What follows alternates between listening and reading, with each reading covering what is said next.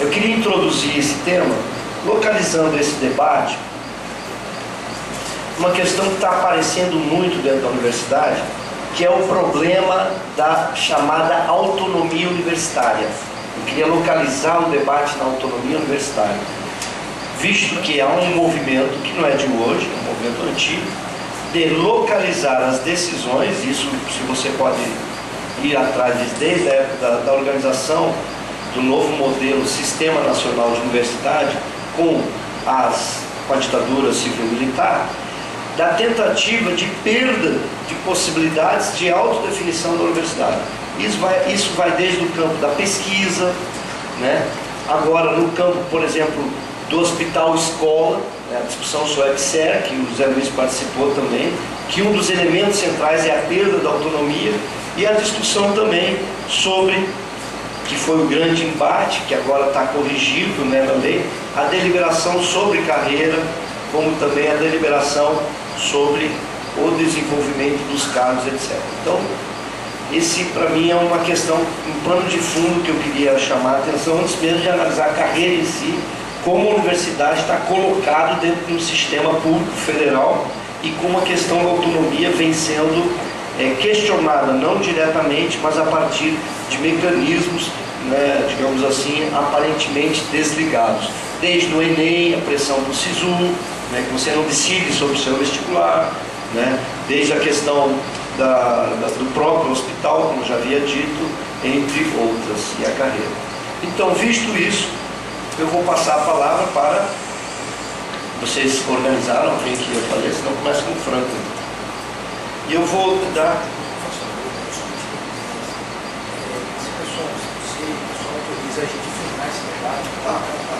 O professor José Luiz está perguntando se nós autorizamos, enquanto a direção não tem problema, mas enquanto coletivo filmar o debate, alguém que vai filmar para lá do FE, e depois, mais do que autorizado, a gente vai pedir uma cópia aqui para o Centro de Educação, tá?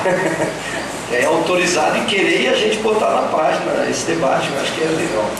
Então, se vai ser filmado, quando chegar nas horas das intervenções, eu vou solicitar que a pessoa fale no microfone, né, para poder ficar a imagem e som mais razoável.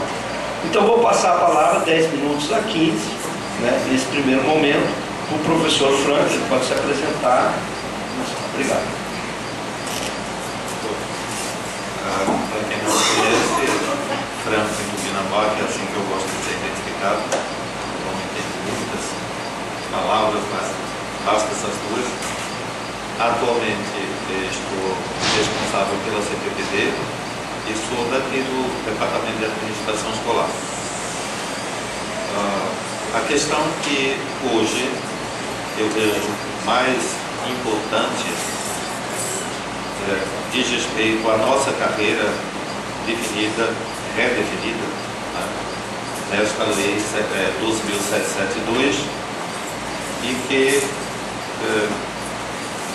de novo, eu sinto falta de que sejam explicitadas as competências de cada classe, de cada nível, porque simplesmente nós temos a carreira organizada por classes, a classe A, B, C, D e E, e os níveis, e se diz apenas que as atividades acadêmicas são as de ensino, pesquisa, extensão e gestão. Mas não se diz qual é a competência do professor titular, qual é a competência do professor auxiliar. Em nenhum momento foi dito isso na legislação anterior e continua sem ser dito. Quando a gente vai observar o desenvolvimento do docente na carreira, o mesmo elemento, o mesmo memorial, o mesmo relatório que é apresentado pelo auxiliar para a progressão é o que é apresentado pelo professor associado. Então, essa ausência de definição torna muito difícil que nós procedamos a uma avaliação mais sensata. E com essa restrição é que nós trabalhamos. Uma das dificuldades que se tem é que, introduzida por essa lei, a modificação dos níveis das classes de auxiliar e de assistente, de 4 níveis para 2, e com diretrizes para progressão que estariam sendo definidas e que não foram definidas até então pelo Ministério, o que faz com que haja uma paralisação dentro da universidade para analisar processos dessa natureza. Com respeito às classes de adjunto e associado, houve uma correspondência 1 a 1, e algumas universidades, assim como a Alfenas, em Biologia de Minas, né, a Universidade Federal de Minas, eles acharam por bem paralisar toda e qualquer avaliação, e muitas outras universidades também. Aqui na nossa universidade nós não paralisamos. Não paralisamos as avaliações de adjunto e de associado, que continuam a serem feitas. Temos um stand-by de auxiliar e de assistente, e naturalmente para titular a gente continua aguardando as instruções de como proceder. Houve alguma coisa dita na medida provisória com respeito ao cargo, à classe de titular, mas continuamos em um compasso de espera. Como eu estava dizendo, Minas e Alfenas paralisaram totalmente. E nós estamos aqui fazendo porque entendemos que a resolução 04, que norteia o processo de avaliação, ela não tendo sido revogada, continua a ser aplicada. Essa é a posição. Com quem eu conversei, ninguém me apresentou um argumento mais forte, nem recebi ordem mais elevada para poder dizer pare. Fora esses dois aspectos, eu acho que alguns elementos de caráter político deveriam ser melhor avaliados pelo nosso amigo José Luiz, aqui pela Rejane, e eu gostaria de passar a palavra para José Luiz, deixar espaço para a discussão posterior do processo de progressão. Tem algumas outras coisas a levar em consideração, o que nós pensamos e como deva ser uma nova resolução, como deve estar inserida a CPPD de acordo com o novo estatuto, mas vamos esperar um momento mais adiante para discutir.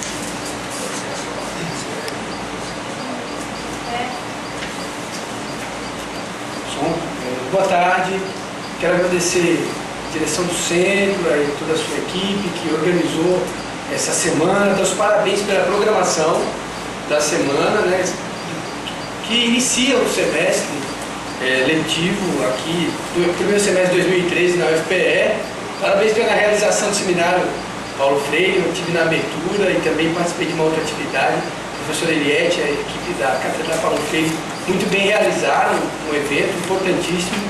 E essa semana de programação de abertura do semestre, igualmente importante, e para nós é um motivo de satisfação muito grande estar debatendo isso aqui. Por isso que eu pedi autorização para a gente filmar e colocar no site da DUFEP depois a filmagem desse debate. Já agradecendo e dando os parabéns à direção do centro por trazer essa questão para o conselho departamental. Infelizmente, não são todos os centros acadêmicos que convidam a DUFEP ou que se aproximam da DUFEP ou que dão a oportunidade da DUFEP discutir a questão da carreira dentro do conselho departamental. E o Centro de Educação a gente sempre teve facilidade, inclusive eu não vou ser repetitivo aqui, até porque não dá, em relação aos departamentos que já fomos. Nós somos em 3 departamentos, no DMTE, no DAEP, no DFSE, Departamento Fundamentos Sociofilosóficos da Educação. Só não falando de psicologia, mas assim que a gente tiver a oportunidade, a gente vai com o maior prazer debater a lei específica. Então, como já fizemos isso é demorado, porque a lei 12772, essa lei de 31 de dezembro do ano passado, que modificou alguns aspectos da nossa carreira. Ela é cumprida, então eu vou mais para a questão política, mas de analisar um pouco esse momento, falar rapidamente de carreira, né? E depois a gente pode debater e discutir. Claro que o público aqui é altamente privilegiado, de que é privilegiado, porque são pessoas que já fizeram parte do movimento docente, foram direção do movimento docente, acompanharam, tiveram presentes na greve, então o público é altamente qualificado nesse debate da carreira. Isso é bom que facilite e é um desafio a mais para mim também. Eu acho que eu vou falar por último da questão de autonomia. O professor Daniel pediu para a gente centrar no foco a questão da autonomia da universidade em relação a essa lei, em relação à carreira docente. Eu separei para falar isso aí por último. Por quê? Eu acho que esse movimento todo, primeiro que carreira. Carreira é um patrimônio. Qualquer profissional de qualquer carreira, a sua carreira e a nossa não é diferente, a carreira é um patrimônio que você vai construindo. Né? Nós não somos empresários capitalistas que o patrimônio nosso incorporar ou ir acumulando riqueza econômica, seja lojas ou franchises, etc. e tal. O nosso patrimônio é a nossa carreira, né? Nosso currículo, e isso precisa ser reconhecido, inclusive no aspecto financeiro. Então, carreira, para começar, o debate é um patrimônio, a gente tem que zelar e defender o nosso patrimônio, com as armas que a gente tem. E o sindicato é uma dessas armas, uma das principais armas para defender a nossa carreira, a nossa categoria. Sobre essa lei, aí é um debate que a gente tem que tentar, neutralidade é impossível, né? Mas tentar ser o mais neutro possível para fazer uma análise e não ser contaminado por uma avaliação de um determinado enfoque ideológico no debate sobre a carreira, sobre esse movimento que foi a greve de 2012 e assim por diante. Primeiro, essa greve que teve ano passado, assim como outras, mas em especial essa última, de 2012, ela tem aspectos positivos. E o principal é que mobilizou a categoria. Mobilizou a categoria, colocou a nossa categoria na pauta do dia, na pauta do governo, na pauta da imprensa. As pessoas ficaram sabendo que tem professores na Universidade Federal de Pernambuco que ganham menos de R$2.000 por mês, né? O que até então, para a sociedade, todo mundo é igual, todo mundo ganha muito bem, e não é assim. Nós somos uma categoria não tão homogênea assim. Tem professor que de 20 horas que ganha menos de R$2.000. E o professor já no final de carreira, titular, que ganha um salário um pouco melhor, né? Dada a sua trajetória, a sua carreira. Então esse foi um aspecto importante, que mostrou para a sociedade que nós somos uma categoria importante, mas nós temos uma série de dificuldades aqui na nossa carreira, possibilidade de ascensão, reconhecimento e até desigualdade entre a gente mesmo, do ponto de vista salarial. Essa lei 12.772, que teve a correção com a medida provisória 614, que foi publicada semana passada. Eu trouxe, deixei à disposição também, aqui na frente, cópia da lei 12.772, cópia da medida provisória e um folheto aí falando sobre a insatisfação da nossa categoria em relação a essa lei e um outro cobrando do reitor, aqui no dia 28 de fevereiro, uma reunião longa com ele, cobrando melhores condições de trabalho aqui na UFPE. Então, trouxe para socializar para todos e todas aqui do CE. Avanços e retrocessos que a gente poderiam ser objetivados nessa lei 12.772. Né? E no movimento, que o movimento de greve, né, o movimento docente, fez gerar a lei 12.772. Concordando ou não com ela, mas foi um elemento que fez com que a gente chegasse no patamar que chegou. Então, um elemento positivo, a gente tem que reconhecer que a incorporação das gemas foi importante, né? Era uma gratificação na casa dos R$1.000 que incorporou ao nosso rendimento básico. É uma pauta do movimento docente, sempre foi a incorporação das gratificações. E foi um movimento iniciado em abril do ano passado, tendo deflagrado a greve no dia 17 de maio do ano passado, que a GEMAS foi incorporada ao nosso vencimento básico. Então, é um elemento importante da carreira. A questão do acesso à classe de professor titular. Concordando ou não, etc. e tal, embora as nossas assembleias tenham reprovado aquele projeto de lei, mas essa lei 12772, ela torna um pouco mais democrático o acesso à classe de professor titular.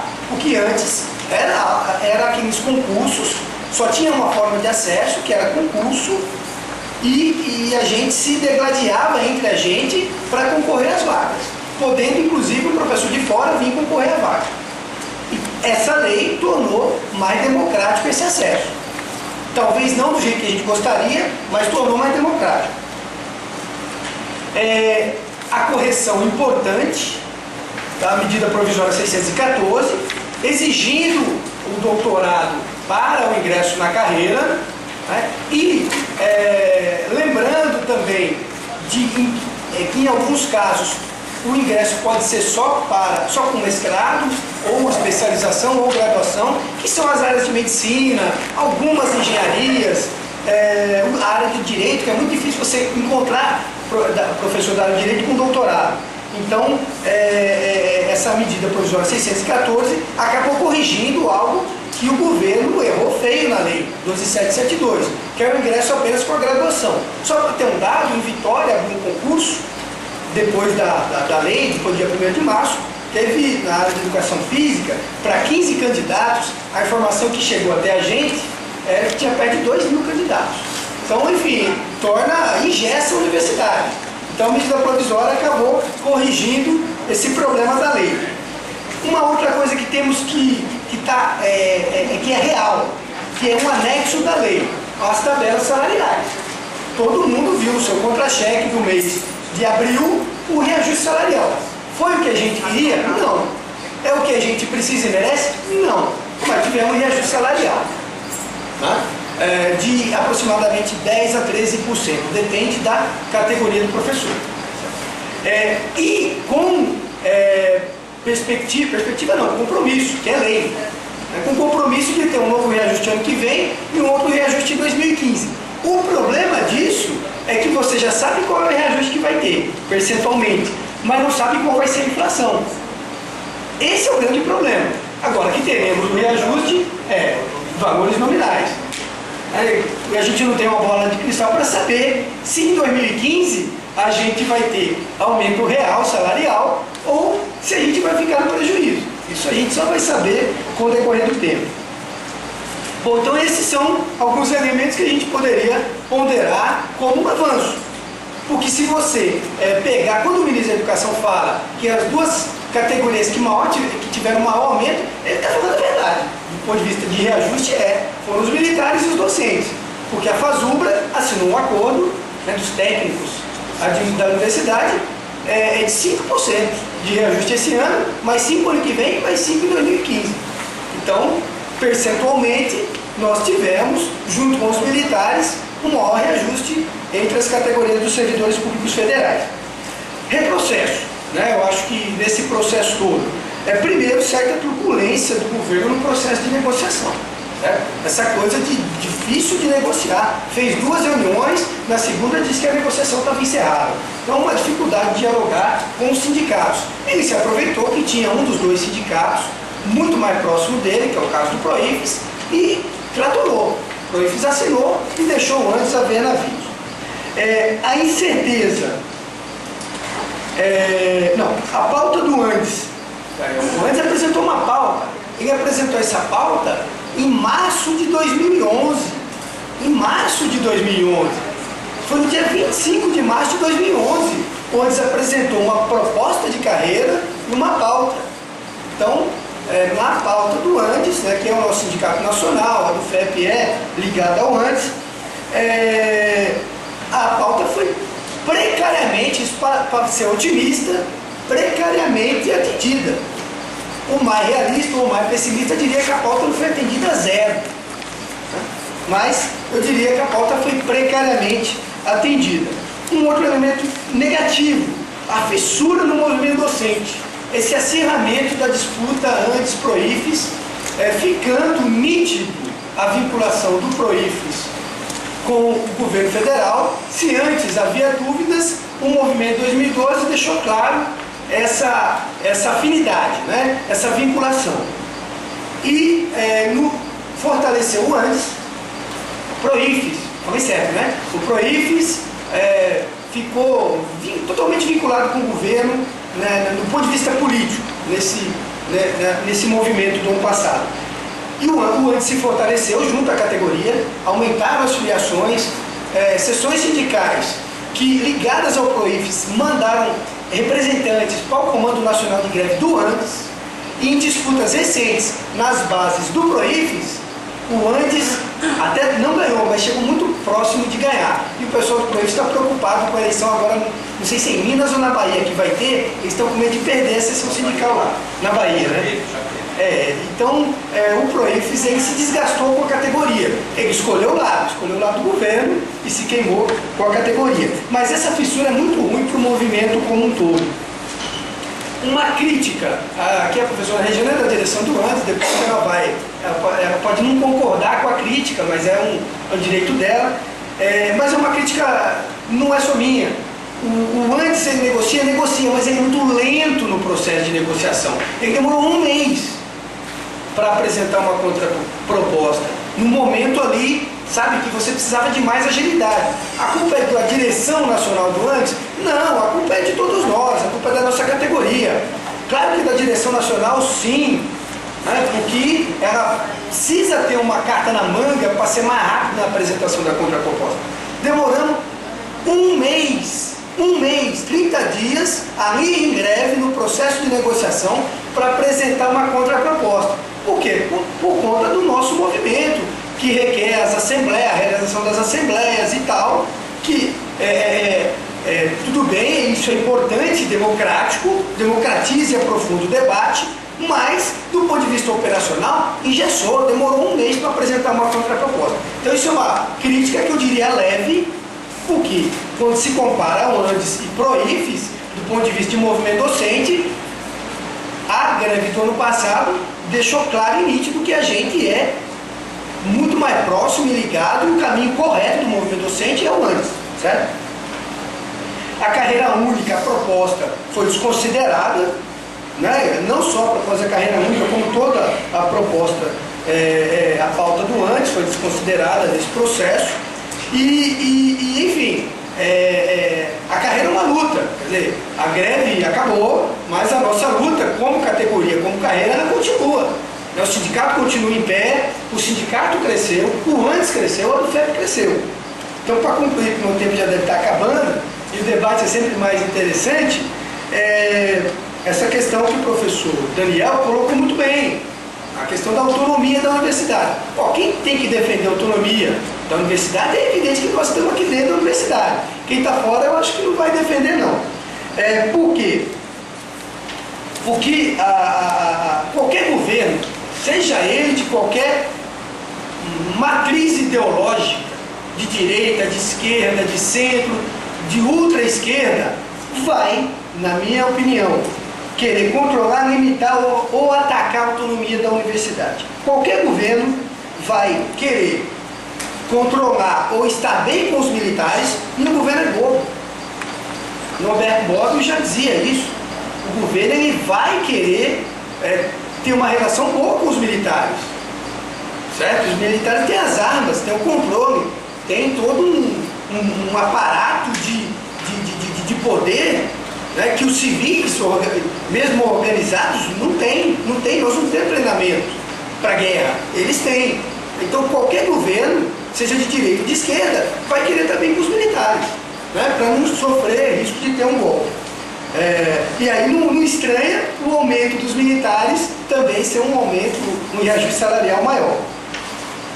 Por que isso? Porque a universidade é o espaço da rebeldia, é o espaço da crítica, né? Então o governo ele vai querer estar um pouco que acompanhando e sim, controlando e na medida do possível, limitando essa rebeldia nossa, limitando a nossa capacidade crítica, né? Por fim, por que o governo vai querer continuar limitando a nossa autonomia, seja ele qual for. E a gente tem que lutar para que essa autonomia não seja atacada. Porque qualquer governo vai querer continuar sendo governo. Ele não vai querer ser oposição. Quem é oposição vai querer voltar a ser governo, né? Por quê? Porque ser governo traz prestígio social, traz oportunidades, traz respeitabilidade política e a possibilidade de concretizar desejos, concretizar até ideologias, concretizar projetos, concretizar visões de mundo. Então quem tem isso na mão, as pessoas que têm isso na mão, os grupos que têm isso na mão, não vão deixar escapar, vão querer continuar no poder. E se para continuar no poder um leve ataquezinho à autonomia da universidade for necessário, o poder ou o governo, não tenho dúvidas, ele vai atacar. E cabe a nós que estamos na universidade defender com unhas e dentes a autonomia universitária, que é o nosso direito, a rebeldia, o nosso direito, a visão crítica de mundo, o nosso direito, a luta pela democracia de fato plena e a luta pela liberdade. Então, com isso, eu encerro a minha participação. Pelo menos esse primeiro momento. Muito obrigado. Eu vou passar a palavra à professora Rejane.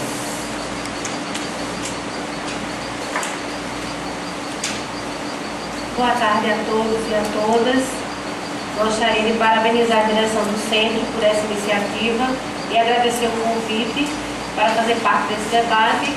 Eu sou a professora Rejane Dias, do Centro de Educação, do Departamento de Administração Escolar. Nesse momento, considerada que eu fui chamada a atuar nessa função, eu também faço parte, com muito orgulho, da direção nacional do ANDES, Sindicato Nacional. E eu gostaria de começar o debate, né, trazendo algumas questões para reflexão.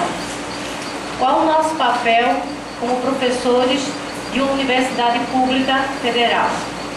E depois, qual o papel de uma universidade pública federal no contexto da sociedade brasileira? Como nós, professores universitários, nos sentimos e pensamos nessa universidade? Para quem nós estamos trabalhando? Para o mercado ou para a sociedade civil? Ou para a sociedade? Só para a gente iniciar a nossa reflexão. E considerando esse cenário desenhado pelo Zé Luiz, pelo meu companheiro Zé Luiz da FEP, a qual é uma seção sindical vinculada ao ANDES e que atualmente está comungando de alguns encaminhamentos da atual gestão, não é isso, professor? E o companheiro Franco Tupinambá aqui representando a CPPD. Então, partindo desse cenário, diria, não muito auspicioso, né, para nós que hoje estamos na universidade pública, eu vou começar trazendo, claro, evidente, uma contribuição do inesquecível Paulo Freire. Segundo Freire, a utopia crítica se faz necessária para que o processo educativo se estabeleça como um enfrentamento à realidade atual. A utopia freiriana está relacionada à concretização dos sonhos possíveis e decorre da compreensão da história como possibilidade. Ou seja, a compreensão acerca de que a realidade não é, ela está sendo. E que, portanto, esta realidade pode vir a ser transformada. Nessa perspectiva, nós acreditamos que o cenário, por mais adverso que se apresente, principalmente para as universidades públicas, federais, ele pode ser sim modificado. Mas essa mudança só ocorre se nós queremos, se nós conseguirmos construir essa nova história. Porque não é usar de determinismo, que é assim, porque o governo está colocando, que nós vamos nos posicionarmos. Precisamos sim compreender as estratégias que o governo usa para tentar lutar contra as estratégias. Agora, claro, se nós acreditamos nessa mudança. Claro, se nós queremos uma universidade pública, gratuita e laica. Claro, se nós acreditamos que a universidade pode contribuir sim com a mudança dessa sociedade. Agora, se esse modelo de universidade que está sendo proposto para nós faz parte da nossa perspectiva, nós também podemos passar a ter outra forma de enfrentamento. A greve do ano passado é resultado de um processo histórico, é resultado de todo um movimento de luta docente. Inclusive, eu retirei do documento da própria EduFEP como foi que ela surgiu e qual era, naquele momento, naquele processo, o que a EduFEP estava pretendendo. E diz o seguinte, que o ensino público e gratuito em todos os níveis, a democratização da universidade e melhores salários e condições de trabalho e o controle e contra o controle ideológico da universidade. Então, estas preocupações marcaram o surgimento das primeiras associações docentes das universidades do Brasil, que realizaram em São Paulo o primeiro encontro nacional em fevereiro de 79. E essas eram as bandeiras de lutas da EduFEP também, né? Essa era a bandeira de luta do movimento docente. E que, por mais que pareça distante, ainda é até hoje. E hoje eu acredito que com muito mais força, porque quem no passado estava conosco, hoje está contra nós. O governo atual de um partido que se diz dos trabalhadores, atualmente tem apenas promovido ações contra os trabalhadores. Não foi à toa que o ano passado, a nossa greve que iniciamos foi que puxou todas as outras categorias do governo federal. Isso significa um momento histórico. Quem imaginaria uma greve com todas as categorias dos servidores públicos federais, né? Contra o governo do PT, que consideravelmente ajudamos a colocar lá, né? E aqui o debate, o discurso não é em relação a uma análise de partido, é em relação a uma análise de conjuntura nacional e internacional. A greve também foi por conta da nossa carreira, porque nós precisamos colocar na nossa linha ali do contra-cheque apenas um salário. Se vocês observarem, a nossa gratificação por titulação era maior do que o salário base. E se acontecer conosco, espero que não aconteça, que está acontecendo na Europa, né? Os primeiros afetados são os funcionários públicos. Redução de salários. Isso é verdade, vocês podem ler. Inclusive eu trouxe aqui a carta capital, caros amigos, mostrando esse risco que nós corremos, né? Hoje o Brasil pode dizer, segundo o próprio ex-presidente, disse que a crise foi uma marola, mas já estamos sentindo que não é apenas uma marola, pode vir sim a ser um tsunami e vai afetar primeiro a nós. Então a nossa greve, o companheiro Zé Luiz admitiu que houve ganhos, mas ganhos emergenciais para hoje. A gente também precisa pensar no futuro.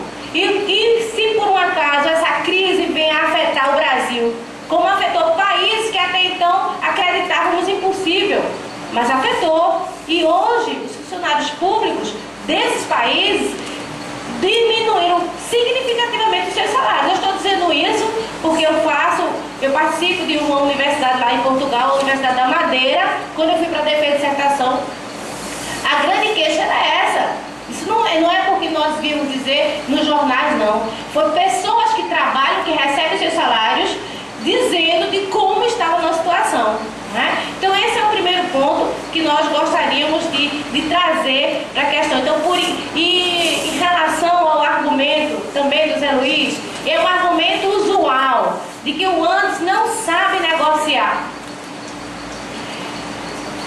É possível um diálogo onde o outro não está aberto para este diálogo? Será que se configura não saber negociar, esperar a possibilidade que o excelentíssimo senhor ministro da Educação venha querer receber o sindicato? Será que é nós que não sabíamos negociar? Ou porque em nenhum momento o ministro se mostrou passível para receber a comissão do ANDES? né? Então, inclusive, essa questão que o Zé Luiz levanta da demora de apresentar uma contraproposta é porque nós nos pautamos em respeito à democracia. E primeiro a gente esperou se todas as assembleias queriam que nós renegociássemos, que nós apresentássemos uma outra carreira. Foi discutido muito aqui na ADUFEP. Depois, em aceitar, foi encaminhar quais as propostas, em que questões poderíamos abrir mão. Uma delas era o STEP.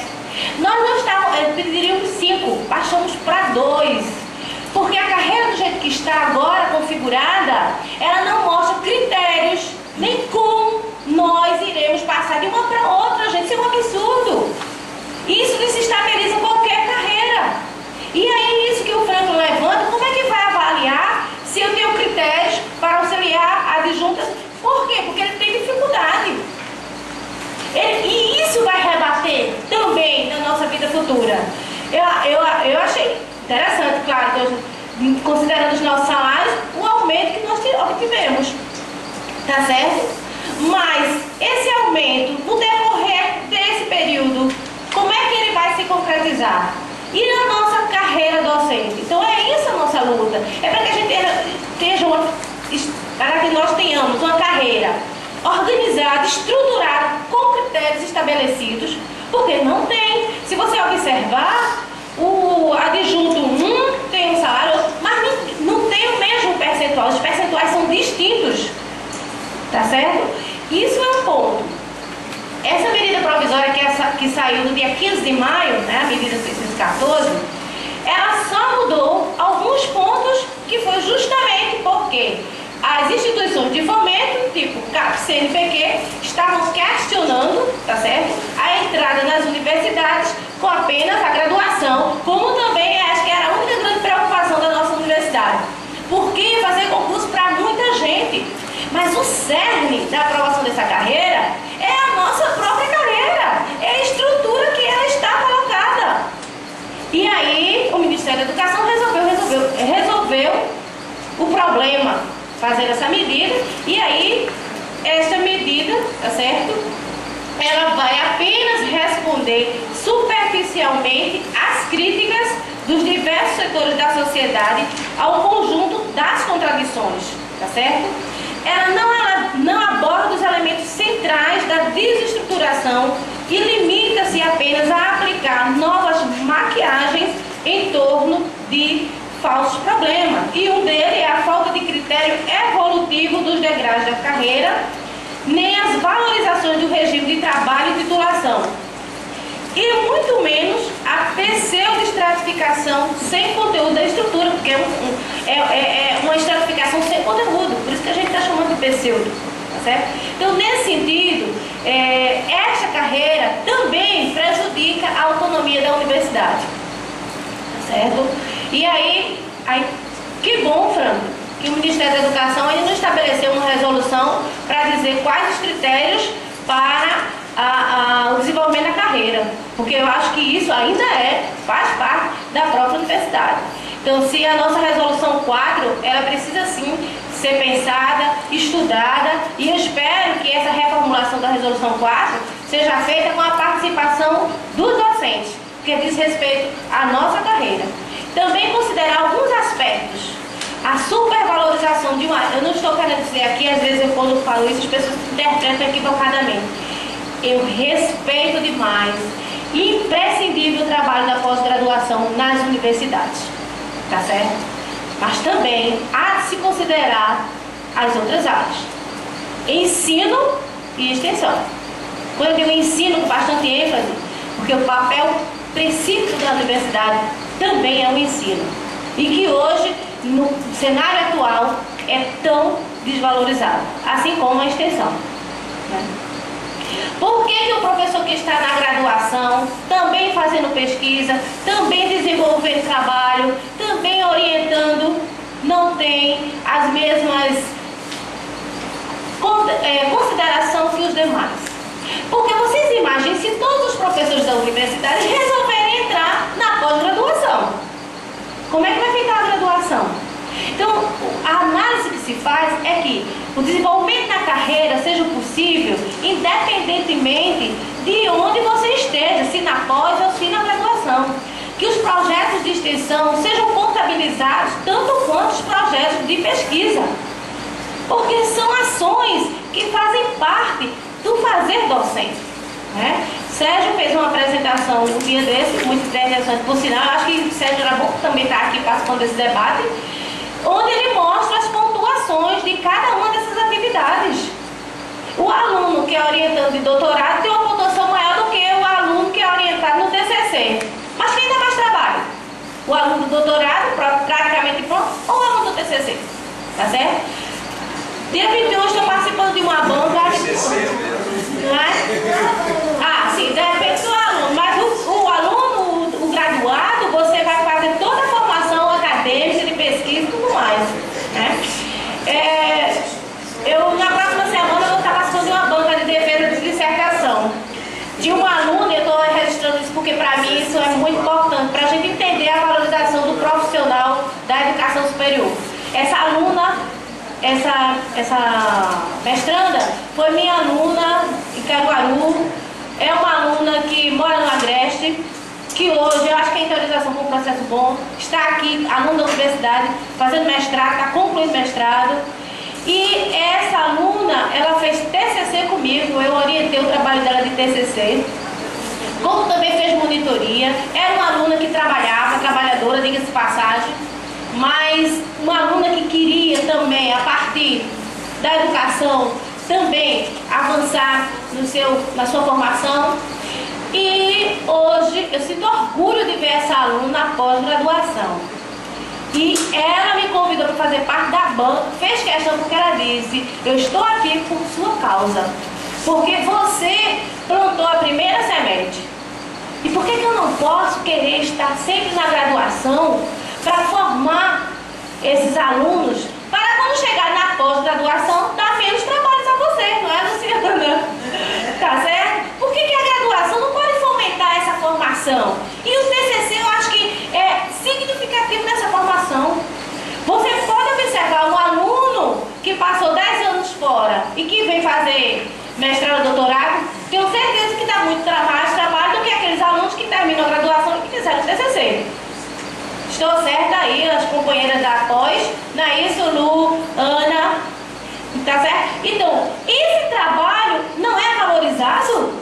Esse trabalho não tem reconhecimento? Pelo menos para os órgãos de fomento, para a universidade?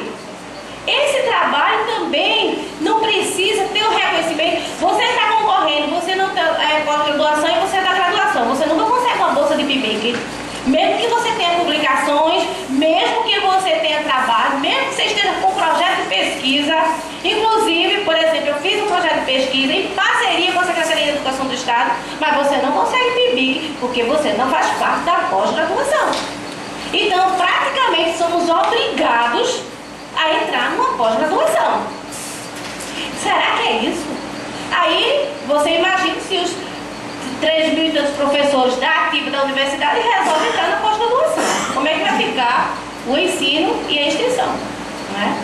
Tudo bem que isso não foge à questão da atuação na graduação. Que bom, porque antes eu lembro, quando eu fui aluna aqui, quando eu fui substituta, aliás, em 98, alguns poucos anos, claro, não existia professores da universidade dando aula na graduação, porque boa parte estava na pós-graduação, só alguns poucos que gostavam de atuar e permanecer na graduação, mas se ia para a pós-graduação para deixar o ensino da graduação. Hoje a resolução já obriga você a ter uma disciplina da graduação, não é isso? E na pós, né? Bom, então essa questão, quanto tempo ainda? Já passou meu tempo, né, gente? Olha, é porque são tantas questões. E Zé Luiz me provocou, mas eu gosto da provocação do Zé Luiz porque me faz, me motiva mais a defender o Antissindicato Nacional. E só para finalizar, porque eu tinha terminado aqui o texto. Olha, eu preparei um texto, mas acabei não lendo. Me desculpe, mas depois, se vocês quiserem ter acesso, eu posso disponibilizar, certo? Então, Hoje, a universidade pública está sendo colocada como uma possibilidade de mercantilização. Uma outra questão que essa carreira traz é coloca em xeque a dedicação exclusiva, certo? E coloca em xeque também como é que essa dedicação exclusiva se coloca. Eu acho que é bom ficarmos atentos. Por isso que eu trouxe a minha primeira provocação alguns estão achando excelente essa possibilidade. Agora, quem está preocupado com a universidade pública de qualidade, fica preocupado com essa posição. Então, transformar esse potencial em realidade é o que nos cabe a partir de agora, tá certo? Então, é nesse sentido que nós estamos aqui, que a carreira que está colocada precisa ainda de muitas lutas para que ela possa realmente atender às nossas necessidades. Tá bom, acho que não foi muito tempo, utilizaram 17 minutos, portanto foi mais econômico aí dentro da repartição do tempo. E agora vai o momento das pessoas também, eu vou indicar aqui uns 5 minutos, de inquirir sobre os temas, parte política, parte mais operacional, todas as questões que nos acharem. A ideia é de fazer alguns blocos, né, para não ficar, e aí a mesa se posicionar. Então, quem levantou o braço foi o professor Humberto e o professor Marlon. Pode começar, Humberto. Aí eu sinalizo aqui quando a gente já não é sindicato, mas a gente dá uma orientação. A gente aprende isso com o sindicato. Boa tarde a todos. Agradeço a oportunidade de debater a questão da carreira. Bom, a medida provisória adicionada a esta lei não mudou muita coisa sobre aquela parte que eu primeiro me interesso. A lei, a medida provisória, determina 2 formas de acesso do professor como titular da universidade.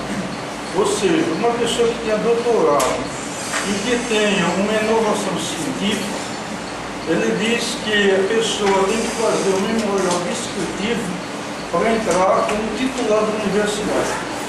Ora, a pessoa transformar uma tese em memorial descritivo não seria numa universidade. A única instituição que tem empreendedora, que tem inovação, seria um circo. Que a pessoa pode fazer uma apresentação de colocar um elefante numa jaula de gato. E isso deve fazer muita gente rir. Então, a gente não pode transformar numa universidade uma tese em memorial descritivo, a não ser num circo. A outra forma de entrada como titular na universidade, dessa forma, defendendo tese, a pessoa tem um doutorado e tem uma inovação científica importante. Então a pessoa faz concurso para professor auxiliar e espera 16 anos para defender a tese do que ele escreveu 16 anos antes. Ora, isso daí seria uma coisa para o cara apresentar num programa de televisão do deputado Tiririca. Isso deveria fazer muita gente rir, não numa universidade. Então o Brasil hoje, no anterior da ditadura, passou muito tempo banindo brasileiros ao exterior. Hoje, na democracia, arranjar emprego para pessoas estrangeiras do Brasil para trabalhar como empregado de prefeito da família dele, de prefeituras que nem funcionário público tem. Ou seja, os prefeitos estão vendo que não tem médicos para cuidar deles e querem médicos. Ou seja, cidades que deveriam ser incorporadas de onde vieram. Porque se a cidade não tem condições de fazer concurso público para manter seu quadro de servidor público, essa cidade deve voltar incorporada de onde ela veio. E banir do país aquelas pessoas científicas que têm conhecimento inovador. Então é essa, infelizmente, a nossa realidade política. Então, dessa forma, eu estou certo que essa forma de entrada na universidade através dessas duas formas, que é para ser apresentada no circo ou no programa de Tiririca na televisão, programa de Tiririca não, do deputado Tiririca. É só essa a minha questão.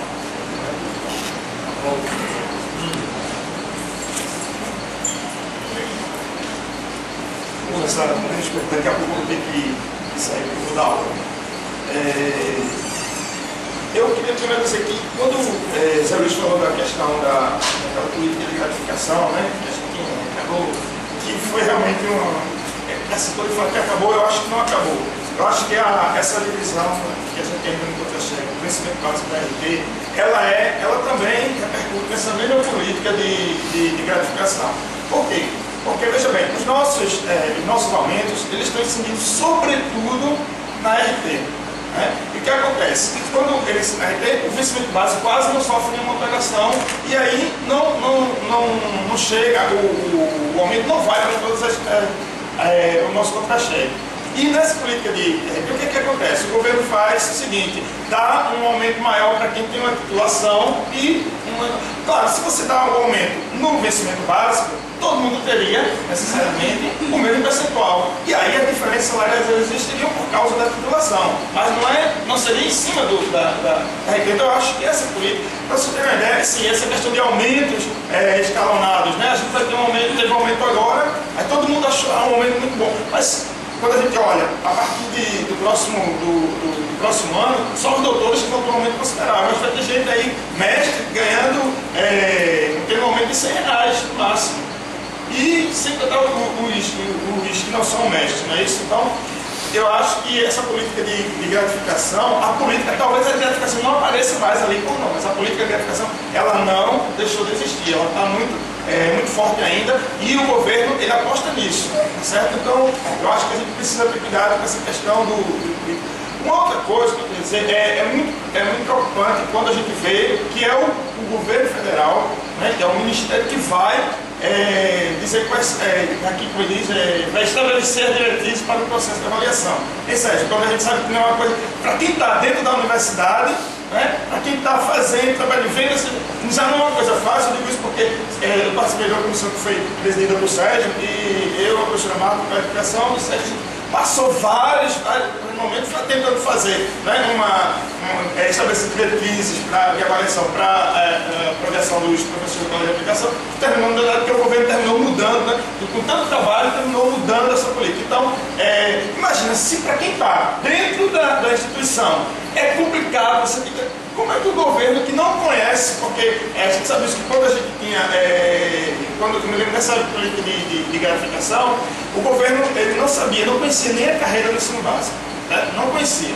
Eles não sabiam exatamente o que era o ensino básico dentro da universidade, viu? Claro que eu falo dentro da universidade. Então é complicado, é muito preocupante a gente ter o governo decidindo quais são as diretrizes que vão nortear a nossa avaliação. E por último, assim, eu ainda sinto falta nos debates uma discussão sobre carreira única, sabe? Assim, a gente está discutindo carreira, e aí quando, eu não estou dizendo que é um debate não, eu estou pensando que quando o debate vai ser no centro, dentro no âmbito do departamental, talvez a gente possa discutir um pouco mais a carreira única, porque, olha, eu tenho minhas opções com relação à carreira única. Sei que quando se fala de carreira dentro com todo o magistério do ensino básico, né, o EBTP, claro, eu não sei quais são, confesso, não sei exatamente quais são, como seria isso dentro de um antigo CEFET, né, que a gente chama de IFDE, Institutos Federais. Eu não sei porque eu também preciso ouvir dos colegas, eu não tenho, mas dentro da universidade, e aqui para a gente ter dentro do centro de educação, que tem o colégio de aplicação, né, eu acho que a gente precisa começar a discutir mais sobre a questão da carreira única, porque não vejo, eu hoje, e até porque a gente tem universidades que tem o colégio de aplicação com professores da mesma carreira do ensino superior, tá certo? Então eu acho que a gente precisa, no debate, também ter um certo olhar, um olhar especial sobre essa questão da carreira única, certo? Eu sinto falta disso, sinto falta disso nas falas, e acho que sempre o MPD seria muito interessante que a carreira fosse única, viu? Eu tenho certeza disso. Mas eu acredito que nas falas a gente possa trazer mais alguma contribuição nesse sentido. Obrigado. Está aberta aqui a inscrição, pode também ser perguntas, por favor. Você disse o nome, a gente não... Meu nome é Charles, sou professor, acho que um dos poucos aqui representando lá o Centro Acadêmico do Agreste, que tem uma série de particularidades. E assim, dentro dessa proposta que foi discutida, que os colegas falaram, e a provocação aí sobre a autonomia universitária, eu diria que assim, essa autonomia precisa ser exercitada. Assim, é sabido que o governo federal, a partir dos seus editais, tem uma distância das particularidades, né, que cada instituição federal tem, e que essa autonomia ela visibiliza, né, e potencializa as atividades da universidade. Mas mesmo assim, eu ainda acho que esse exercício precisa ser mais praticado. A gente tem, muitas vezes, eu sou mestre, sou professor assistente, participo de um departamento de design, lá no Centro Acadêmico do Agreste. É um dos que tem maior número de docentes dentro da estrutura universitária, com maior número de docentes mestres, né, sem graduação, doutor, e a gente passa por uma série de particularidades, né? A gente vê editais sendo feitos, assim, a Proeste libera uns editais que consideram as particularidades destes grupos que não têm professores doutores. Mas os editais nossos, que são editais internos, né, que trabalham dentro dessa estrutura de autonomia, por exemplo, os exercícios pela Propesc, elas dizem que, por exemplo, para você conseguir captar recursos de projeto que tem maior pontuação, como critério você tem que participar de um ou mais programas de pós-graduação para ter chances, às vezes, é um dos critérios lá, geralmente está lá como indicador, para você conseguir captar recursos para as suas pesquisas.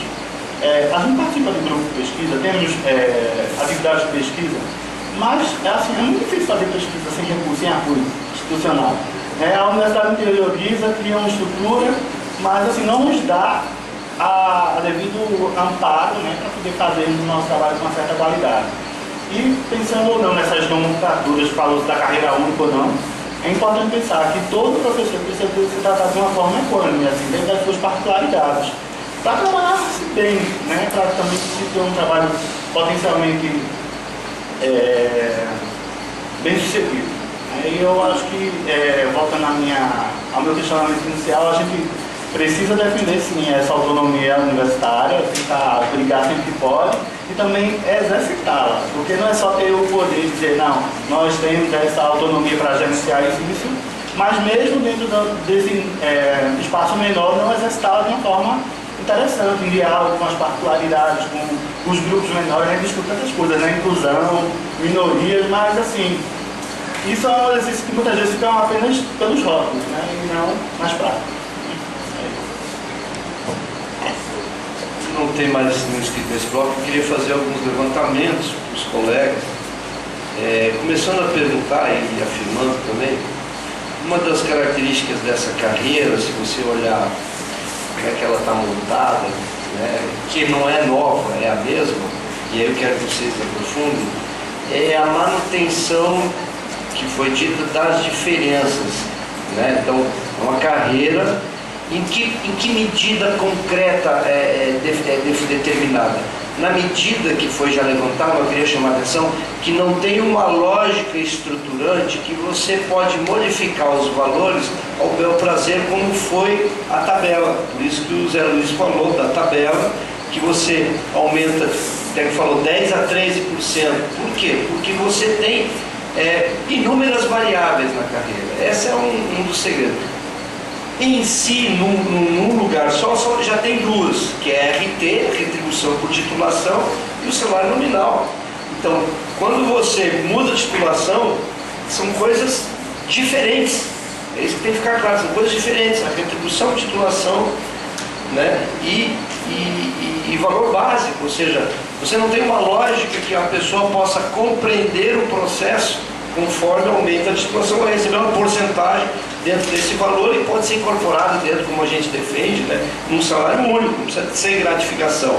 Mas você fez o doutorado, então vai ganhar a partir disso uma porcentagem dentro do seu próprio salário. Então essa lógica da diferença nos criou então no momento do ano passado, não sei se a gente se lembra, aquela contradição que foi a melhor proposta para titular, que a gente brincava com o titular, pô, vocês nem precisam estar em greve, porque proposta, e aparecia na televisão, 45%, que era de 2010, a gente não pode se esquecer, 2010 ou 9? O retroativo, o último momento, de 2010, ou seja, essa inflação de 7% já está inclusa, né, que já está tendo agora isso aí, aquilo que a gente colocou é reposição. Então, para mim, essa é uma questão central, a diferença entre nós. A segunda questão que eu queria chamar a atenção, está em curso a modificação da carreira universitária, para a própria universidade com os novos. O professor que chegou, o professor Carino, me mostrou um papel. Agora, o que eu faço nesse papel? Que era a opção do serviço de previdência que ela tinha que descontar. Se queria 8,5, 8, 7 da porcentagem salarial. Eu olhei assim, não sei, procuro o sindicato, ela deve ter ido lá procurar lá, porque há uma modificação fundamental e estruturante que carreira, eu queria, o segundo ponto que tu começou já a levantar a história do patrimônio, que nós defendemos sim que temos que ser estáveis. A gente tem que olhar a nossa vida aqui 20, 30 anos por esse acúmulo de conhecimento e isso significar a melhoria de trabalho, nas condições de trabalho, a pessoa se atrair. O que significa isso? Que os jovens, formandos, doutorandos, olham a nossa carreira e veem porque não tem outra opção, porque não está mais atrativo, não chama, né? Principalmente nas áreas que o mercado disputa. A nossa área de educação, por ser tão desvalorizada no mercado, a carreira docente ainda é um atrativo. Mas em outras áreas, né, e a universidade como todo já não é, áreas de engenharia, etc. Então, para mim é uma coisa grave. Como é que vai ser daqui a 10 anos, quando nós já seremos já 30%, e daqui a 20 anos seremos 10%, sei lá, nesse processo, como vai ficar, já que a nossa carreira é fragmentada? Então tu vai dar mais aumento para esse grupo, menos aumento para esse grupo. Qual é o peso desse grupo vai ter para receber? Claro, não vai ser nada disso, mas vai ser mais para um, mais para outro, conforme a implicação que isso tem no bolo do gasto. E onde é que está o segredo desse processo que eu queria que vocês levantaram? Que foi um projeto de economia de gastos. Quem entrar agora, gente, vai entrar como mudar a nomenclatura, mas é a mesma grana, que é menos que a gente, que é auxiliar A, é auxiliar, assistente A, adjunto A, né, esse portador. Mas o salário básico é aquele A, que era do que ele chamou antigamente de auxiliar. Então, isso é uma questão. E a outra questão que eu queria que vocês, mais duas aqui, é a questão do financiamento, que alguém já levantou, da dedicação exclusiva, né, que eu queria que vocês abordassem, qual é as possibilidades, porque a gente entrou numa situação que todo mundo vai ou faz a especialização, uma bolsa aqui, o salário não dá, e isso tem um significado para a nossa universidade. E como é que a legislação enfrenta isso, né? Que é essa questão. E o outro ponto, dois últimos pontos. Ontem conversando com o Edelso, um estudante que acho que a Maria conhece, ele que aperta qualquer mão, acaba com, né? Ele falou que tem uma pesquisa, Edelso, tem uma pesquisa de um professor do CCB, Otávio, não sei se vocês já ouviram falar, com 400 professores que entraram na pós-graduação. Eu estou curioso, porque ele só falou isso. E disse que o índice de problemas cardíacos é assustador quando entra na pós.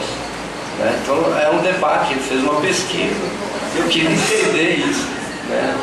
Não precisa entrar na pós que o coração já imagina. Né? Por fim, fazer o paralelo entre autonomia. A palavra autonomia é tão rica, mas ao mesmo tempo, quando é uma coisa muito rica e não se explica, fica. Que eu desceria e colocaria alguns conteúdos. Um conteúdo fundamental para mim é a tal da liberdade acadêmica, poder ser livre, pesquisar. Então a autonomia está vinculada, à medida que você tem um direcionamento, você perde a autonomia, você perde essa possibilidade da livre crítica, de tudo isso aí que está em decorrência. Então gostaria que também os colegas abordassem a autonomia não como uma coisa abstrata, mas que isso tem. Por exemplo, no hospital está muito claro, perda da autonomia no hospital, ou seja, nós não vamos dizer a liberdade do que vamos pesquisar, quais são os lugares mais rentáveis, menos rentáveis dentro do hospital, vai ser mais ou menos investido. Então, essa liberdade há uma restrição na sua origem. Né? Pronto, encerramos esse primeiro bloco de 5, como a gente ia combinar. Vai passar ao contrário aqui a palavra para a Regiane, depois para o Zé. Olha, a Regiane tem que empurrar para o Zé agora. Daniel, pessoal, tem como aumentar a temperatura? Tá frio aqui, né? Ó, falar de frio no centro de educação é uma heresia hoje, viu? Mas tudo bem. Aqui o cara já vai distribuir casaquinho, mas tem frio aqui é qualidade. Mas a gente pega aí para baixar um pouquinho. Eu tô com frio. Eu acho que tá sendo ligar esse aqui, ó. Frio 2, Tá bom. Baixa, a gente baixa, não pode desligar o lance. Baixar a temperatura. Não, exatamente. Tem alguém viu o controle aí? Então tem que ser outra professora. Na segunda-feira agora.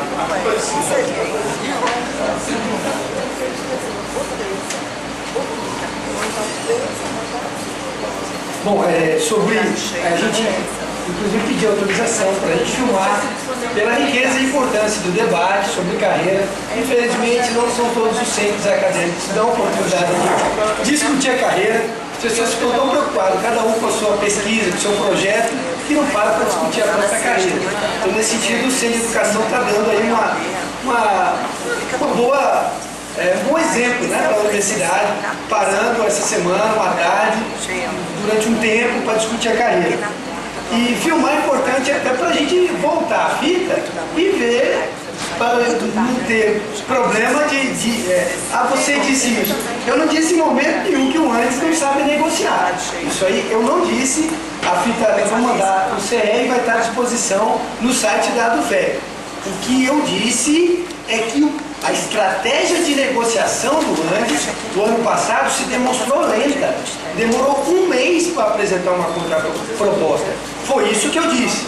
Em hipótese alguma, eu diria que Marinalva, Chu, que é o vice-presidente do Andes, Marina, que é a primeira secretária-geral do Andes, não sabe negociar. São pessoas altamente experientes, qualificadas e que sabem muito negociar. Mas não são elas sozinhas que negociam. Tem todo um processo e eu estou criticando esse processo, essa estratégia, no qual nós fazemos parte também, no qual o Congresso é responsável por isso, o Congresso do Andes, que torna o processo de negociação lento. Foi essa a crítica que eu fiz. E aí nós temos que modificar isso, para que a negociação seja mais ágil no próximo momento. A proposta do Andes, que foi aprovada no Congresso de 2011, em janeiro, lá em Belém, se eu não me engano, não, Uberlândia. Não sei se foi de Uberlândia ou de Belém, um desses dois congressos. E foi protocolada no Ministério do Planejamento e no Ministério da Educação, é de carreira única, com 13 níveis. Se a proposta do Andes fosse assumida pelo governo federal, que não foi, a partir de 1º de março, não teria essa divisão. Seria professor federal, todo mundo aqui. Seja do colégio de aplicação, seja aqui do IFPE, seja do magistério superior. Aí os níveis de 1 a 13. Essa é a proposta do Andes. O que o governo, quando eu falo que precariamente ele atendeu com a lei, é porque o governo ele colocou em 13 níveis, como propôs o Andes. Né? O Andes apresentou a proposta de 13 níveis, mas o governo fez os 13 níveis do jeito dele, ou seja, do jeito que a carreira já existia. Né? A carreira separada, IBTT de um lado e o magistério superior do outro. A questão vai para o artigo 207 da Constituição, que fala sobre a autonomia das universidades. Há um entendimento já do Supremo Tribunal Federal, e isso está colocado numa análise jurídica que a assessoria jurídica do Andes fez. Nós disponibilizamos isso no site da ADUFEC. Eu não trouxe porque acabou, mas é só passar na site da ADUFEC, pegar uma cópia, está à disposição, posso trazer depois. A própria autonomia jurídica, segundo um entendimento, em alguns aspectos, ela tem limites. A autonomia da universidade. Agora, esses limites à autonomia da universidade, conforme o entendimento do Supremo Tribunal Federal, é em alguns aspectos, não é em tudo esses limites. Por exemplo, liberdade de pensamento ou de livre expressão, isso aí não dá para ter, não dá para você limitar. né, na universidade a nossa autonomia de pesquisar determinados elementos, o que o governo gostaria muito de fazer. Qualquer governo gostaria de escolher o que os pesquisadores devem ou deveriam pesquisar. E faz, mas ele não faz de maneira direta. Ele faz de maneira indireta, como financiamento. Então ele financia aquilo que mais interessa a ele, que é a área de desenvolvimento tecnológico, por exemplo. E nós aqui do CE, que pesquisamos a política educacional, ou pesquisamos a desigualdade, enfim, social, elementos que implicam na dificuldade de aceleração do aprendizado e por aí vai. Isso é a míngua que vem para a gente, é a quantidade de recurso muito menor do que um professor que está estudando robótica no CTG, por exemplo, ou alguém que está ajudando a descobrir novas áreas que podem ter petróleo no país. Para essas pessoas, não as pessoas, as pesquisas, né? Para esses projetos, olha, tem muito financiamento, a gente sabe que tem, né? Então, de maneira indireta, não de maneira direta, mas de maneira indireta o governo acaba ferindo a autonomia. Como? No financiamento. Ele prioriza aquilo que é interesse dele, de que seja pesquisado. E eu concordo com esse entendimento de que a lei fragiliza a dedicação exclusiva. Eu concordo com esse argumento. Porque no que alguns professores, o interessante de você estar na direção do sindicato é que você ouve todo mundo. E é esse o papel da gente. Você ouve desde aquele que acha que tem que estatizar tudo aqui, não pode ter nada de uma iniciativa privada, até aquele que acha que tem que colocar catraca para entrar. Você ouve todas as opiniões, isso é muito interessante. É um aprendizado muito grande para mim também, conviver com essa diversidade de pensamento dentro da universidade, né? Agora, eu concordo, tem professores que comemoraram isso. Está aí na lei que antes eram 4 possibilidades de ganho extra com dedicação exclusiva. Aumentou para 10. Então, tem muitos professores que comemoraram. Que ótimo, essa lei foi ótima, que agora eu posso dar minha conferência, fazer meu curso de especialização ali na outra universidade. Estou tranquilo, estou liberado agora. Então teve gente que comemorou. E teve o entendimento, que eu concordo, de que ela fragiliza a dedicação exclusiva. Então, ele que abriu as portas para as pessoas fazerem uma série de outras atividades, inclusive fora da universidade, e tendo ganho extra com isso, e diminuindo o seu tempo e dedicação para lutar por melhores condições de salário e trabalho para nós aqui dentro, em dedicação exclusiva. E por fim, a questão da incorporação da RT ao vencimento básico. Evidentemente, essa é a bandeira de luta nossa a partir de então. Incorporamos a GEMAS, foi um ganho importante. Agora nós temos que incorporar a RT, que é a retribuição por titulação, no nosso vencimento básico. Essa é a luta do nosso sindicato nacional e da do FEP. Em todas as oportunidades que a gente tem de discutir isso, a gente enfatiza isso. A incorporação da RT ao vencimento básico. Essa é a questão do reajuste que a gente teve, valores nominais, vamos ter ano que vem, vamos ter em 2015, conforme a lei prevê. Olha, isso é algo que só o futuro dirá. Porque se você vai comparar com índice, se você for comparar com as metas do governo, nós vamos ter aumento real do salário. A meta do governo não é 5% ou 5,5% da inflação? Que seja 7%. A meta do governo é 7%. Se o governo atingir de fato a sua meta, ano que vem nós vamos ter 10%, alguma coisa assim. Ou seja, você vai ter um aumento, embora pequeno, mas um aumento real do salário. Agora, se você for comparar com a inflação cotidiana real, não vou nem falar do tomate aqui. Eu vou falar do tomate, nós estamos no prejuízo. Em alguns setores da economia, os produtos, o valor aumentou muito. E aí, apesar do reajuste que a gente teve, não consegue acompanhar alguns setores da nossa economia. Algumas áreas de prestação de serviço aumentou muito também. Você pegar os planos de saúde privados, e vários professores, muitos na verdade, têm plano de saúde privado. O reajuste dos planos de saúde foi igual ou maior do que o nosso reajuste esse ano. Então a gente está no prejuízo. E é continuar lutando, a gente tem que continuar exercendo a nossa rebeldia, a nossa capacidade crítica e a nossa o esforço para a união em momentos importantes, como foi o momento que a gente defendeu a nossa carreira no passado.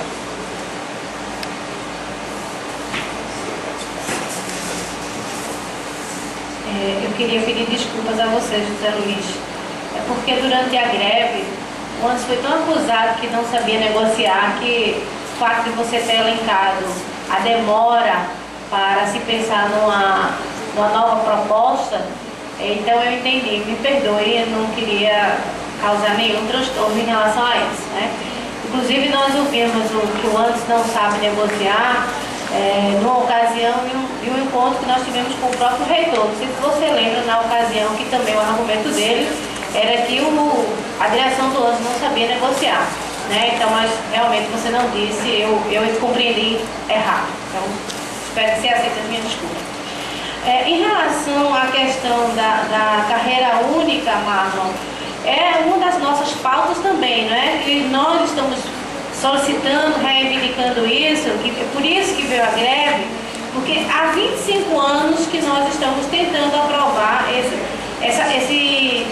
após 25 anos de aprovação do Plano Único, que passou a reger a carreira docente, que foi em 87, ocorreram várias políticas salariais para a universidade e o que isso ocasionou? A depreciação e a desestruturação da carreira. Então, qual é a nossa bandeira de luta? Primeiro, vencimento único, tá certo? Ou seja, incorporação das gratificações e o entendimento do percentual de titulação como parte do vencimento, com os 13 níveis diferenciados em 5%, acesso interno à carreira ao nível de professor titular. Então, essa questão do acesso interno à carreira do professor titular, isso é uma bandeira nossa. Não da forma como foi colocado pela nova carreira, né? Eles possibilitam 2 entradas titulares, tá certo? E aí como o nosso companheiro, Humberto colocou que o que está previsto é você fazer um dossiê, não é? E ele ilustrou muito bem, da maneira irônica, tá certo? E não era essa a nossa proposta, tá certo? A nossa proposta é que o acesso a titular seja previsto de como associado e tudo mais. Mas que não passou. O que passou é o que nós estamos vendo aí, tá certo? E a outra questão é que paridade, essa é a nossa maior luta. Paridade entre os ativos e aposentados, tá certo? Isonomia entre os professores da carreira do magistério superior e da carreira de ensino básico, técnico e tecnológico.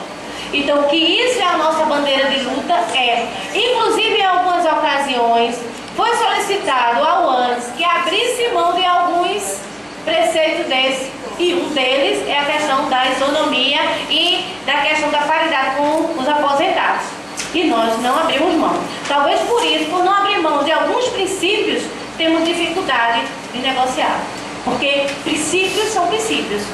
Existem princípios que o ANS defende que são inegociáveis. Porque são pautados justamente no respeito a todos os docentes. Principalmente a EBTT e os aposentados. Então isso é sempre ponto de pauta, isso é muito discutido. Em alguns momentos, quem não é aposentado, inclusive teve uma fala lá no Comando Nacional, que eu achei muito bonito, quando um professor jovem que estava entrando agora, disse: eu estou aqui para defender os aposentados, porque daqui a alguns anos eu serei um aposentado. Certo? E eu acho que o mais bonito da nossa luta é porque naquele momento da greve a gente assistiu de perto um momento de solidariedade na nossa carreira, já que nós somos tão competitivos, porque estávamos lutando juntos por uma melhoria de todos.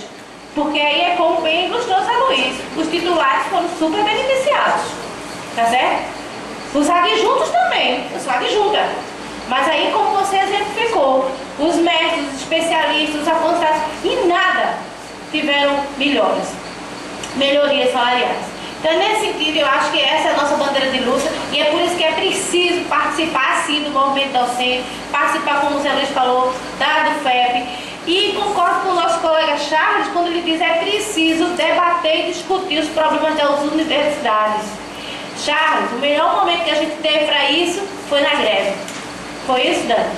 Todo encontro do comando de greve era um debate, era uma reflexão.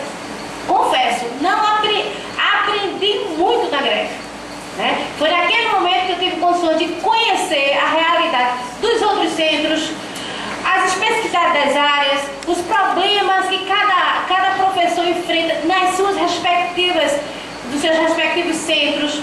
E é esse momento que preciso. É esse momento que nós precisamos também, porque um dos papéis do professor é a sua ação política, né? Agora, claro que ficamos tão preocupados com a nossa produção, com a nossa publicação, que estamos inclusive adoecendo. Isso que o Daniel colocou não é só problema do coração.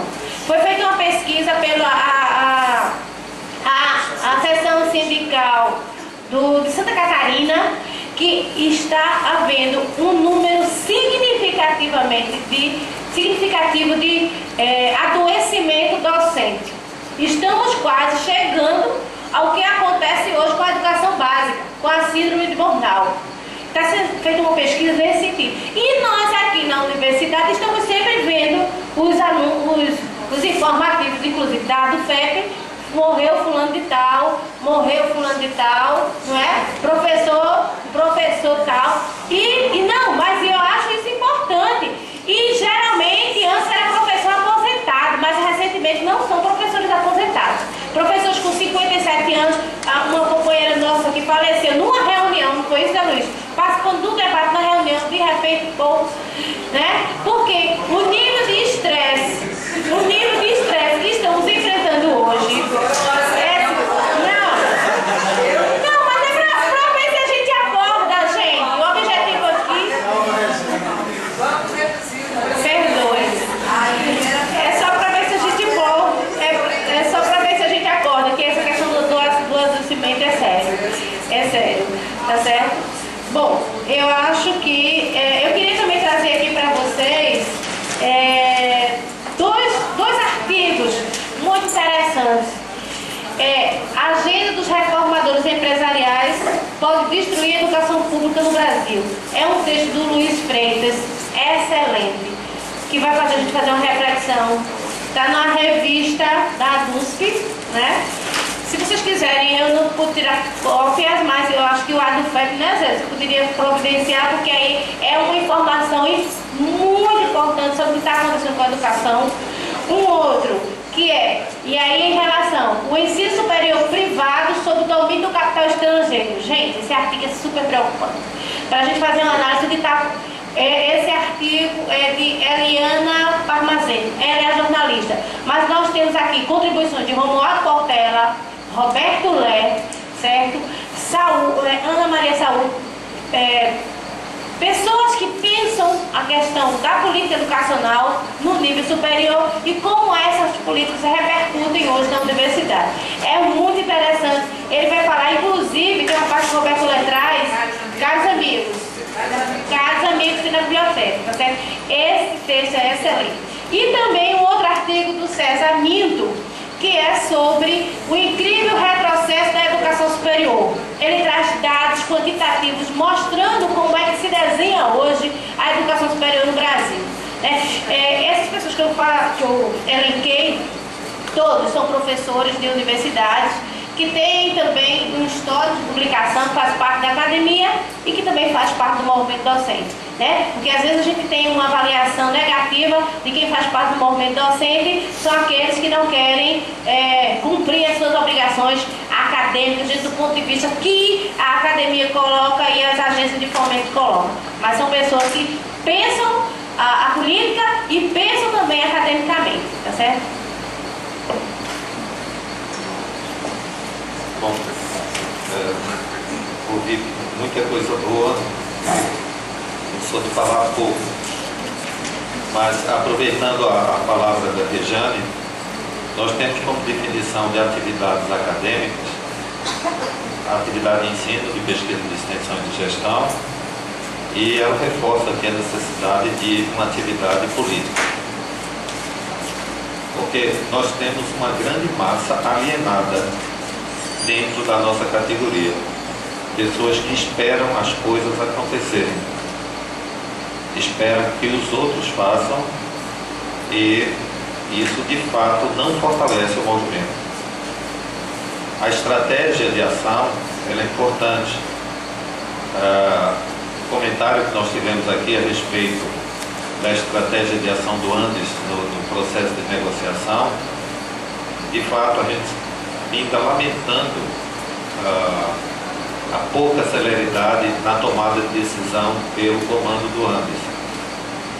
E isso, se a gente fizer uma análise forte na parte dos princípios, a consulta à base, a ausculta à base, ela se torna um fator que por um lado é positivo e por outro lado engessa na tomada de decisão, na questão de oportunidade na negociação. Enquanto, não estou elogiando o PROIFES, mas enquanto o PROIFES se vale da tecnologia, da era moderna, com tendência ou não nas consultas, usando da mídia, né? O Andes depende de assembleias onde nós trabalhamos em elencos de 2.000 filiados no ADUFEP, com 100 pessoas presentes numa assembleia para uma tomada de decisão, num clima tenso, tumultuado, e isso não é só na ADUFEP. Isso acontece no resto do país. Então, mecanismos eficientes de ausculta à base, precisamos desenvolver melhor. Essa é a mensagem que eu mando via do FEP para o Andes e para outras pessoas que estejam em processo de negociação, qualquer instância, na Câmara, no Senado. A gente costuma se exaltar muito na expressão da opinião da gente, da razão que a gente tenha, e isso prejudica o diálogo. É uma reflexão que eu faço e que espero que se possa levar adiante. Hoje, aqui na universidade, nesse papel que eu estou desempenhando, nós temos uma CPPD que opera em ritmo do passado, mas com olho no presente e no futuro. Então, o sacrifício que se tem para poder trabalhar com uma estrutura engessada e se aproveitar o momento de um novo estatuto, um momento em que a gente tem uma melhor representatividade, que às vezes no conselho ou nos conselhos superiores determinados assuntos são decididos com alguns vieses. Uma das propostas que nós fazemos é que a CPPD, que é um órgão de política de pessoal docente para a universidade, assessoramento do gabinete, do reitor, que ela tenha assento no conselho. Que a CPPD não tenha só na sua estrutura pessoas representantes de classe que chegam para fazer favor e de fato trabalham numa estrutura arcaica e pisam, caem fora. Ou você tem dedicação exaustiva para trabalhar no CPPD, ou não trabalha. Não é exclusiva, é exaustiva. Então, a ideia que se tem hoje é de que cada centro acadêmico tenha um representante na estrutura da CPPD e não cada classe. E cada centro tem o seu suplente. E essa é uma ação setorial, onde a gente ouve melhor a realidade de cada unidade. É por isso que nós somos uma universidade, estamos organizados em centros, com suas diferenças, com as suas peculiaridades, e esse é um dos passos fundamentais, mas não fica simplesmente nisso. A gente tem, eu particularmente, tenho procurado agregar pessoas bastante representativas e discutir nas devidas instâncias, que seja com o reitor, que seja com o pró-reitor, falando as coisas que a universidade precisa ouvir, não simplesmente aquelas coisas que gostaria de ouvir. Então, a participação dentro de um novo estatuto de toda a comunidade, dos órgãos representantes de classe, no momento de elaboração de uma nova resolução, ou a gente ouve a base toda, tá? Mas ouve sem demora, ouve com celeridade e representatividade, ou a gente perde o trem que está passando. Isso passa para poder a gente refletir de qual o papel que nós desempenhamos na Universidade Rejane. Qual é o papel do docente na universidade? Em tese, o que nós temos é que o docente, ao ser contratado por concurso público, ele é chamado de docente, é professor do magistério superior, e se espera dele essas ações que falei. As atividades de ensino, pesquisa e extensão, dentro da indissolubilidade dessas três atividades, que são inerentes à instituição, e às vezes também nós não sabemos fazer um bom uso disso. Na escalação dessa equipe, se planta uma escala de valores de tal sorte que o indivíduo não sabe bem o que mais ele faça. O que dizem que eu sou bom é porque eu faço pesquisa. Então eu vou me danar a fazer pesquisa e vou procurar evitar a sala de aula. E cadê a indissolubilidade dessas atividades na universidade? A própria universidade não sabe escalar a sua equipe para tirar o melhor proveito. Eu já falei isso uma vez, mas o modelo de avaliação que a gente possa ter, ele deve levar em conta que o indivíduo pode produzir ao máximo em extensão, por exemplo, ou o máximo em pesquisa, mas não é obrigado que ele seja o máximo de extensão, o máximo de pesquisa, o máximo de ensino. O que ele não pode deixar de ser é um indivíduo com atividade de ensino, porque nós somos professores do magistério superior. Então, nessa história, o individualismo do docente ainda prevalecendo diante da missão da instituição. As pessoas se viram para poder dar conta do seu recado e sair bem na foto. Mas a instituição vai para o inferno. E particularmente o curso de graduação é o mais prejudicado. Ou a gente faz uma análise existencial, e esse é um bom momento, um momento onde você constrói um novo estatuto, ou se faz essa análise existencial, se joga a hipocrisia no lixo e não bota mais lixo para debaixo do tapete, pô, a gente vai perder esse trem mais uma vez. Isso é a nível local da Universidade Federal de Pernambuco, isso é a nível nacional. Então, eu fiz algumas anotações aqui e eu acho que a colocação do Chaves é bastante pertinente com respeito aos editais, a conquista de incentivos para essas ações extensionistas. A questão da nossa tabela salarial, isso é uma coisa ridícula. Isso é ridículo. O que a gente pintou chegando hoje, fruto de quase 30 anos, onde em 87 nós tínhamos uma estrutura com steps definidos. O valor da remuneração era baixíssimo, né? Mas tinha os steps definidos, tinha uma estrutura. As retribuições de titulação estavam inerentes às tabelas e mantinham os steps. A gente tem lutado feito um louco. As propostas que Anderson fez, a última proposta foi que a mais se aproximou disso, mas para resgatar uma coisa que a gente já tinha. E focou apenas em steps salariais. Eu digo apenas, na verdade é super importante, mas deixando de lado outros aspectos que são as competências de cada classe e cada nível dentro da classe. Nunca se falou nisso, né? Como é que eu posso... eu faço uma comparação assim com uma peça teatral.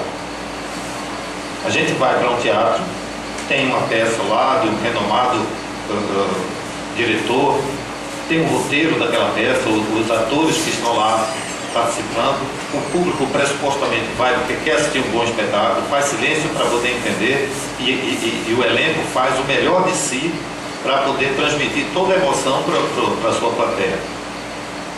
Você consegue desenvolver um processo de avaliação acompanhando isso. Como é que a gente acompanha a nossa atividade de ensino? Quando o contrato didático que é feito ao início do curso, se é feito, pressupostamente nós temos um perfil desenhado, um elenco de disciplinas, uma interação entre disciplinas e lá para as tantas a gente não tem interação entre os docentes que ministram essas disciplinas. A gente tem uma apropriação de disciplina por cada docente de uma maneira isolada, independente. E a gente não consegue interagir 2, 3 docentes trabalhando, particularmente numa área de humanas, numa mesma disciplina. Nem disciplinas interdepartamentais, nem mesmo dentro de um departamento. Eu acho que já está passando da hora da gente parar para pensar nisso. Eu estou falando dentro de um centro de educação. Tá? Cada área tem a sua peculiaridade. Se você for dizer que na tecnologia, na engenharia é um pouco diferente, mas que cada um pense a sua parte. Porque não se pode falar da atividade de ensino como um produto de feira. Então, isso tudo conduz a gente pensar qual é o papel da gente na universidade, o papel da gente para a sociedade. Eu falei muito outro dia, e ainda cobro, a presença de um professor tutor de cada aluno da graduação. Por que o aluno da pós-graduação, em tese, ele só se inscreve tendo um orientador? O aluno da graduação não tem uma pessoa com quem ele possa contar para poder fazer o seu planejamento de vida, o planejamento de trabalho, das suas atividades de casa, o seu planejamento acadêmico, se dirigir aos órgãos daqui. Aluno perde tempo em cópia xerox, perde tempo em escolaridade, perde tempo na matrícula do SIGA, tem problema com o professor que acha-se o dunga, o tal, naquele assunto ali, e é intocável, tem medo de reclamar, quando a voz dele ela fica paralisada. Se você tem alguém que lhe acompanha, você tem uma certa confiança e pode contactar com as instâncias superiores, equacionar um problema, não é entrar em rota de colisão, não. Equacionar um problema e resolver, coisa simples. Então, a gente está se satisfazendo em ser docente, em chegar, ter um plano de atividades, o PAAD, apresento, no meu PAAD, está lá, fui aprovado, tudo bem, continuo. A minha missão é individual.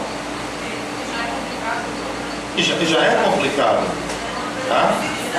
Mas é a gente pensar, veja, é a gente pensar em PAAD e RAAD como um instrumento de organização do trabalho da gente. A atividade que eu me proponho a desenvolver, certo? É isso aí que eu vou seguir com fidelidade.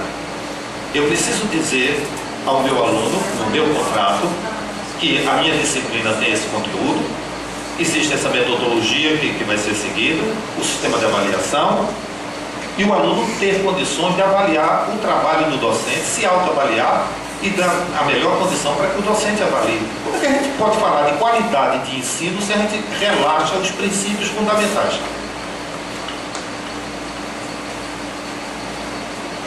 Universidade pública, gratuita e de qualidade. Pública e gratuita, até consegue. E a qualidade? Vai ser um privilégio de alguns segmentos mais inteligentes, né? Isso é com respeito à sua reflexão, Regiane. Qual é o papel nosso na universidade e na sociedade? Eu gostaria de que Marrom saiu, mas que essa questão da unificação de carreira, nós temos o Encontro Nacional de CPPDs a ser realizado aqui em Pernambuco este ano. Nós participamos do Encontro Nacional em Nova Petrópolis no ano passado, houve um encontro em Minas e questões dessa natureza são discutidas. Estou com uma dificuldade de organização do evento, está sob a responsabilidade nossa, e um dos temas diz respeito às EBTTs. Se você procurar dentro daqui da universidade pessoas que entendam como funciona o colégio de aplicação, quais são os valores que devem estar sendo considerados, os demais professores do ensino superior não sabem de nada. Então, numa CPPD, a gente precisa ter uma representação, é como se fosse uma CPPD exclusiva do colégio de aplicação. Uma vez que ela está dentro da Universidade Federal de Pernambuco, a gente tem que ter pelo menos um segmento próprio para cuidar das questões de EBTT. E hoje nós já temos na prática um representante trabalhando assim. Né? E a proposta para a nova estrutura CPPD inclui um representante do colégio, que hoje existe informalmente, e ela precisa existir formalmente, e um representante de cada centro. Então, seriam 12 representantes de centros, um para cada, né? E mais um do colégio de aplicação, com seus respectivos suplentes e as suas ações descentralizadas. Todo mundo gostaria de ter o seu processo de progressão automatizado, né? Colocar e apertar o botãozinho e está lá, o tal do SIGA PAD, que já é de base, e o SIGA Progressão. Isso está em andamento. Está em andamento. Tá? Uma simplificação, não uma desvalorização ou um relaxamento. Nós estamos trabalhando com o NTI, um trabalho de conjunto com o PROPLAN, Projeto, e pela minha previsão, acho que a gente faz o primeiro ensaio do ano 2014 do sistema de SIGA Progressão. Nesse ano 2013 nós precisamos melhorar, e estamos tomando providências para isso, no SIGA PAD-RAAD, e acredito que o SIGA PAD-RAAD, no ano que vem, ele esteja amadurecido. Tem muitas coisas para a gente refletir, mas a minha grande preocupação é quando a gente dá vazão à emoção e se esquece dos princípios básicos da razão. As cautelas, as reflexões, quem sou, onde estou, por que estou, para onde vou. Análise existencial, fundamentalmente. É a única coisa que eu acho que agora cabe falar. Obrigado. Está mais aberto o último bloco, se alguém quiser fazer alguma questão ainda, está todo mundo assim. Então a gente... Tem mais alguém?